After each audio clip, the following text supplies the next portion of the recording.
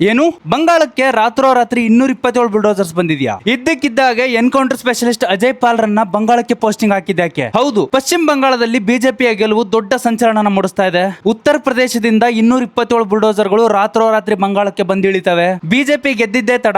ಬಂಗಾಳದಲ್ಲಿ ನೆಲೆಸಿದ್ದ ಅಕ್ರಮ ವಲಸಿಗರು ಇವತ್ತು ಬಾಂಗ್ಲಾದೇಶಕ್ಕೆ ಪಲಾಯನ ಮಾಡ್ತಾ ಇದ್ದಾರೆ. ಉತ್ತರ ಪ್ರದೇಶದಲ್ಲಿ 100ಕ್ಕಿಂತ ಹೆಚ್ಚು ಎನ್ಕೌಂಟರ್ ಮಾಡಿದಂತ ಎನ್ಕೌಂಟರ್ ಸ್ಪೆಷಲಿಸ್ಟ್ ಅಜಯ್ ಪಾಲ್ ಶರ್ಮಾ ರನ್ನ ಬಂಗಾಳಕ್ಕೆ ಪೋಸ್ಟಿಂಗ್ ಹಾಕಿದ್ದಾರೆ. ಹಿಂದೆ ಒಬ್ಬ ಟಿಎಂಸಿ ಪಕ್ಷದ ನಾಯಕ ಹೇಳಿರ್ತಾನೆ, ಹಿಂದೂಗಳು ಏನಾದ್ರೂ ಈ ದುರ್ಗಾ ಮಾತಾ ಮಂದಿರ ಬಾಗಿಲನ್ನ ತೆಗೆದ್ರೆ ನಿಮ್ಮ ರಕ್ತದ ಹೊಳೆ ಹರಿಸ್ತೀವಿ ಅಂತ. ಆದ್ರೆ ಇವತ್ತು ಬಿಜೆಪಿ ಗೆದ್ದಿದ್ದೇ ತಡ.